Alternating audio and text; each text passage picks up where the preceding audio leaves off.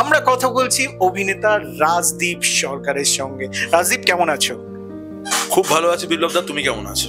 একদম ভালো আছি। এবং নতুন ভাবে এই যে কর্পোরেট ওয়ার্ল্ড থেকে যখন তুমি হঠাৎ করে এই ওয়ার্ল্ডে এলে, প্রবেশ করলে, যেহেতু এই ওয়ার্ল্ডটা ভীষণভাবে আনসার্টেন, অনিশ্চিত, তো এই যে যাত্রাটা, এটা যদি প্রথমবার আমার টুডে স্টোরি দর্শকদের কিছু বলো। হ্যাঁ, মানে এই জার্নিটার কথা এখনো ভাবলে পুরোনো দিনগুলোর কথা মনে পড়ে যায়।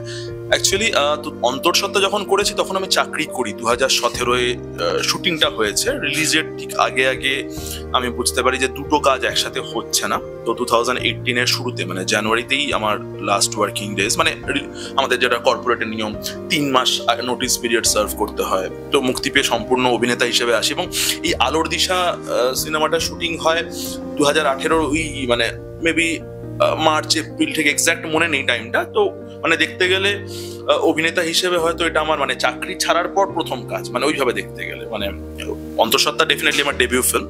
তো চাকরি ছাড়ার পর পুরোপুরি অভিনেতা অভিনয়টাকেই পেশা হিসেবে নেওয়ার পর এটা আমার প্রথম কাজ। আমাদের তো ডেফিনেটলি সময়ের সাথে সাথে 5 বছর 7 বছর পরে পরে আমরা একটা মানুষ হিসেবে বা একটা ব্যক্তি হিসেবে অনেকটা চেঞ্জ হয়ে যায়। তখন ওই ফেলে আসা দিনগুলো দেখলে একটা অন্যরকম লাগে, কিছুটা দুঃখ, কিছুটা মন খারাপ করা, বা কিছুটা ভালো জিনিস, কিছুটা ভালো স্মৃতি, সব মিলিয়ে একটা থাকে। তো আলোর দিশা কাইন্ড অফ সেই নস্টালজিয়াটা দেয়, কারণ আমি সৌমিত্র স্যারের ছোটবেলাটা করছি। মানে এই গল্পে ঘটনাটা হচ্ছে সৌমিত্র চট্টোপাধ্যায়, উনি একটা চ্যানেলে ইন্টারভিউ দিচ্ছেন এবং উনি ওনার জীবনের ঘটনা বলছেন। এবার যে জীবনের ঘটনাটা বলছেন সেটা আমি আর কি, মানে ওনার ইয়াং এজটা আমি করেছি। শিবপুরটা করলে, তারপরে শিবপুর আরেকটা সিকোয়েন্সে আমাদের সামনে আসতে যাচ্ছে, হিট করেছে, মানুষের মধ্যে একটা কন্ট্রোভার্সিও তৈরি হয়েছিল কিছুদিন আগে, এবং তোমাকে রাজদীপ একটা অন্যভাবে দেখেছে। এবং তুমি এই যে চরিত্রটা করেছো, এই চরিত্রটার সঙ্গে রাজদীপ সরকার, ব্যক্তিগত রাজদীপ সরকার এবং ব্যক্তি রাজদীপ সরকার কিন্তু একেবারেই আসে না। কি বলবে? শিবপুর সিনেমাটা সত্যি খুব স্পেশাল আমার জীবনে। আমি হয়তো দর্শকদের ভালোবাসা বা ভগবানের আশীর্বাদে আমি পরবর্তীকালে 100টা ছবিও করতে পারি বা আরেকটা ছবিও নাও করতে পারি, কিন্তু মানে দুটো সিচুয়েশনের ক্ষেত্রে কিন্তু শিবপুর আমার জীবনে খুব স্পেশাল একটা সিনেমা হয়ে থাকবে, কারণ এটা আমাকে একটা অন্যভাবে জায়গা দিয়েছে। এবং সেই জায়গাটা শুধু অভিনেতা হিসেবে নয়, আমার লেখা বা আমার ভাবনাটাও যে একটা ন্যাশনাল শুধু না, ইন্টারন্যাশনাল লেভেলেও স্বীকৃতি পেয়েছে। মানে কারণ এই ফিল্মটা কানাডা এবং ইউএসএ তেও রিলিজ করেছে এবং সেখানেও আমি রীতিমতো ভয়েস মেসেজ পেয়েছি, আমার কাছে রয়েছে। মানে বাংলাদেশের অডিয়েন্স বা তারা আমাকে পার্সোনালি মানে ভয়েস মেসেজ করেছে ফেসবুক মেসেঞ্জারে বা এতে। এখন বর্তমানে ইন্ডাস্ট্রিতে যেটা সবচেয়ে বেশি খুব গুরুত্বপূর্ণ হয়ে দাঁড়িয়েছে, যেটা হচ্ছে সিনিয়রদের প্রতি যারা জুনিয়রদের, তাদের সৌজন্যবোধ কোনো অংশে মনে হচ্ছে যেন একটু হারিয়ে যাচ্ছে।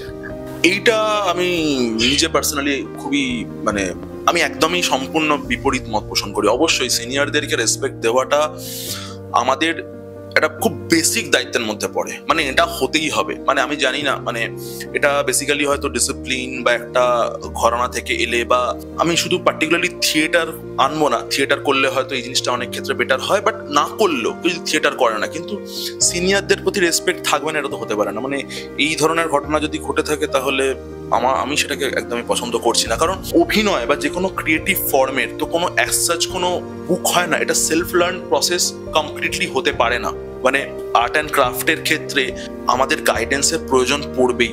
অভিনয় বা যে কোনো ক্রাফটের ক্ষেত্রে সিনিয়রদের গাইডেন্স দরকার। তো গাইডেন্সটা কে দেবে? আমি আমার জীবনে ব্যক্তিগতভাবে আমি আমার সিনিয়রদের থেকে অনেক সাপোর্ট পেয়েছি। আমি যাদের সাথে কাজ করেছি, খরাজদা, রনিদা, স্বস্তিকাদি, সবার থেকে শিখেছি।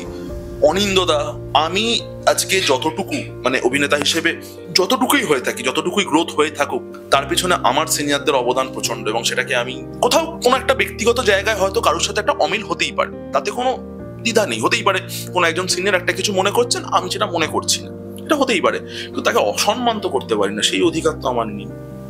একদম। এবং অবশ্যই সিনিয়রদের প্রতি জুনিয়রদের যে ভালোবাসা, যে সম্মান, সেটা আমাদের ইন্ডাস্ট্রিতে বজায় আছে। আগামীতে রাজদীপ সরকারের সঙ্গে আবার এরকমই জমজমাট আড্ডা হবে, এবং আপনারা ভালো থাকবেন, সুস্থ থাকবেন এবং সঙ্গে রাখবেন টুডে স্টোরিকে। নমস্কার।